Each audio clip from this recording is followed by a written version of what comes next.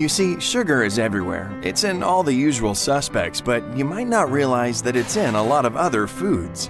Did you know that our daily intake averages 95 grams? That might not sound like a lot, but it adds up to 77 pounds of added sugar every year.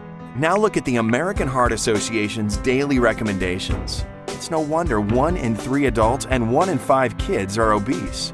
It's not just because sugar tastes good, it's also addictive. Consuming it, even thinking about it, causes a euphoric effect that triggers the production of dopamine in your brain, a neurotransmitter that controls pleasure and is responsible for reward-motivated behavior.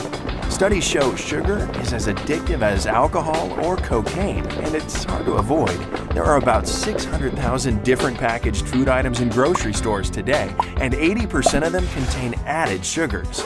But what we drink could be our biggest problem.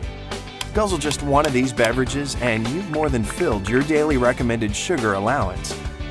It's tricky. Did you know that food manufacturers use more than 30 different names for the most common sugars? So what's the problem? Well, sugars are carbohydrates that are roughly half glucose and half fructose. Consuming glucose makes your pancreas secrete a hormone called insulin, which, among other things, causes your body to store fat. Your liver deals with the fructose, but you can't do it in the quantities that many of us consume today. It releases some of it as fat, but most of that backs up in your liver cells. Now you've got a condition called insulin resistance. You're secreting more and more insulin in response to all the carbs in your diet, and even the proteins. The result? You get fatter, and you get fatty buildup in your now inflamed arteries. You're what some doctors call metabolically disturbed. Your body can no longer regulate itself. Eventually, it will kill you. Along the way, your pancreas might give out and you'll become diabetic. And there's reason to believe that metabolic disturbances cause high blood pressure, heart disease, cancer, and, of course, obesity. Well, the good news is that there are 5 simple things you can do to avoid and reverse the damage. Number 1, avoid sugary drinks. All that glucose and fructose literally is an assault on your system. Give tea or carbonated water a try, something besides processed sugar water. Why drink all your calories? Number 2, read labels carefully.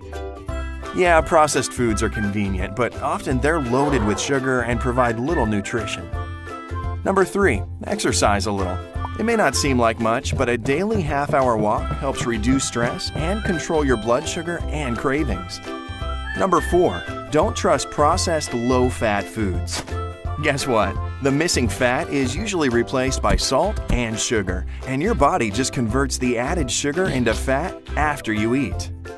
And number 5, eat more fiber. Try to eat at least 25 to 30 grams of fiber every day. Fiber-rich foods typically are high in vitamins and antioxidants and keep you feeling full longer. Hey, it just comes down to making smarter choices. The foods you eat can either be the safest and most powerful form of medicine or the slowest form of poison.